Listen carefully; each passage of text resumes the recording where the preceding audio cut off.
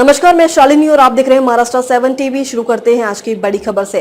नमस्कार, आप देख रहे हैं महाराष्ट्र 7 टीवी। नवी मुंबई के जवाहरलाल नेहरू पोर्ट पर एक बड़ा पाकिस्तानी माल जब्ती मामला सामने आया है। केंद्रीय एजेंसी ने ऑपरेशन डीप मैनिफेस्ट के तहत इस बंदरगाह से कुल 39 कंटेनर जब्त किए हैं, जिनमें लगभग 1115 मीट्रिक टन सामान था। इन कंटेनरों में मौजूद माल की अनुमानित बाजार कीमत लगभग 9 करोड़ रुपए बताई जा रही है। इस मामले में एक व्यक्ति को गिरफ्तार किया गया है, जबकि अन्य संदिग्धों की तलाश और जांच जारी है। यह घटनाक्रम ऐसे समय में सामने आया है जब भारत और पाकिस्तान के बीच सीधे आयात निर्यात पर वर्षों से पाबंदी लगी हुई है। इसके बावजूद कुछ व्यापारी और तस्कर पाकिस्तानी माल को तीसरे देशों, खासकर दुबई के माध्यम से भारत में घुसाने की कोशिश कर रहे हैं। केंद्र सरकार इस तरह के माल पर करीब 200% तक कस्टम ड्यूटी लगाती है, जिससे पाकिस्तान से आने वाले सामान की बाजार में पहुंच मुश्किल हो जाती है। विशेषज्ञों के अनुसार इस पाबंदी का कारण भारत और पाकिस्तान के बीच बढ़ता तनाव और सुरक्षा मुद्दे हैं। हाल ही में पहलगाम में हुए हमले के बाद कांग्रेस सरकार ने पाकिस्तानी उत्पादों के आयात पर पूरी तरह प्रतिबंध लगा दिया था। 2 मई 2025 से यह नियम और सख्त कर दिया गया कि पाकिस्तान से कोई भी माल तीसरे देशों के रास्ते भारत नहीं लाया जा सकेगा। पकड़े गए कंटेनरों की जांच में यह भी सामने आया कि इनमें सूखे खजूर थे, जिन पर यूएई का लेबल लगा हुआ था। हालांकि जांच में पता चला कि ये खजूर असल में पाकिस्तान से कराची पोर्ट से सीधे आए थे और दुबई के जावेली अली पोर्ट से होते हुए भारत भेजे गए थे। इस तरह नकली लेबल लगाकर माल की असलियत छुपाई गई थी। जांच एजेंसियों ने इस पूरे कनेक्शन को खोलने के लिए पाकिस्तानी कंपनियों और भारतीय नागरिकों के बीच वित्तीय लेन देन का भी पता लगाया है।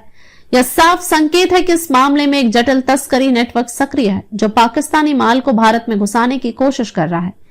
केंद्र सरकार ने इस मुद्दे पर कड़ी कार्रवाई का निर्देश दिया है और बंदरगाह सुरक्षा को और मजबूत करने की बात कही गई है। साथ ही ऐसे तस्करों और आपराधिक गिरोहों की पहचान कर उन्हें कानूनी कार्रवाई के दायरे में लाने की प्रक्रिया तेज की जा रही है।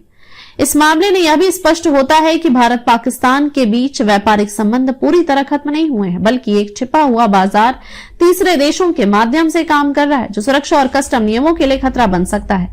ऐसे में सरकार के लिए आवश्यक है कि वह सीमाओं और बंदरगाहों की निगरानी को और अधिक सख्त बनाए, ताकि देश की सुरक्षा और आर्थिक हितों की रक्षा हो सके। विशेष रूप से यह मामला भारतीय उपमहाद्वीप की राजनीतिक और सुरक्षा स्थितियों को भी दर्शाता है, जबकि दोनों देशों के बीच राजनयिक रिश्ते तनावपूर्ण है। ऐसे हालात में तस्करी और अवैध व्यापार को रोकना और भी चुनौतीपूर्ण हो जाता है।